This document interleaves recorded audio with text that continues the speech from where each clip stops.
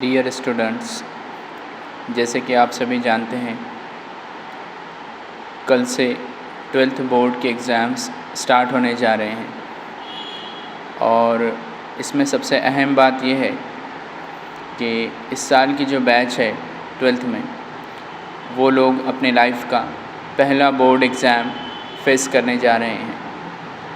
तो इसी के ज़िम्मन में कुछ बातें हैं जो स्पेशली स्टूडेंट से करनी है। सबसे पहली बात, जब आप एग्ज़ाम हॉल में जाएं तो जाते वक्त पेन, पेंसिल, हॉल टिकट और जितनी भी ज़रूरी चीज़ें होती हैं, स्केल है, रबर है, इरेज़र है, सारी चीज़ें अपने साथ ले लें। हॉल टिकट को अपने साथ रखें, आई कार्ड को साथ रखें, साथ में एक पानी की बोतल ले लें। दूसरी बात, अपने माइंड को एकदम स्टेबल रखें, किसी भी वजह से हड़बड़ाहट का शिकार नहीं होना है। एक दिन पहले, पेपर से एक दिन पहले नींद को पूरी कर लें।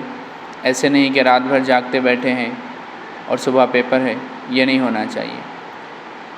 दूसरी बात, एग्ज़ाम हॉल में जब इंटर कर रहे हो, गेट पर हो, तो सिलेबस से रिलेटेड कोई बातें नहीं करनी है। मतलब आपके दोस्त भी होंगे एक सेंटर पर आने वाले, तो उनको बस विश कीजिए, बेस्ट ऑफ लक, ऐसे भी बोलेंगे। एक दूसरे को माहौल एकदम फ्री रखें। ऐसे नहीं कि ये टॉपिक नहीं पढ़ा है, वो नहीं पढ़ा है, ये रह गया, वो रह गया, फिर ये पढ़ लिया, ये बातें बिल्कुल भी नहीं करनी है। एग्ज़ाम हॉल में जब चले जाएं तो जाने तक नोट्स हाथ में है, नोटबुक हाथ में है, ऐसे भी नहीं होना चाहिए। सारी चीज़ें घर पे ही रख कर जाना है। दूसरी बात, जब पेपर लिख रहे हो आप, तो दूसरी बातों को माइंड में नहीं लाना है। किसी भी चीज़ को पूरा पेपर पे कंसंट्रेट करना है। सबसे पहले क्वेश्चन पेपर को अच्छे से पढ़ लीजिए। उसमें जो टॉपिक आपको सबसे अच्छे से लिखने आ सकता है, वहीं से स्टार्ट कीजिए। ज़रूरी नहीं है कि क्वेश्चन नंबर 1 रहेगा, इट में बी अ लास्ट क्वेश्चन, आखिरी क्वेश्चन से भी आप शुरुआत कर सकते हो।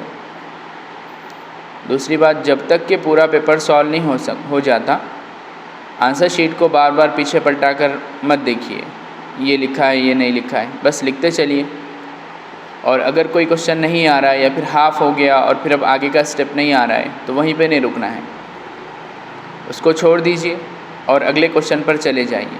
फिर अगर आखिर में वक्त बचता है तो वापस उस पर आइए और उसको याद करने की कोशिश कीजिए। और अगर याद आ गया तो उसको कंप्लीट करने की कोशिश कीजिए। जब पूरा पेपर लिखना हो जाए तो फिर वापस आंसर शीट को चेक कीजिए कि आपने क्या क्या लिखा है, कितने क्वेश्चन सॉल्व किए हैं, क्वेश्चन नंबर्स डाले हैं बराबर, सेक्शंस बराबर लिखे हैं, वो सारी चीज़ों को ध्यान में रखिए।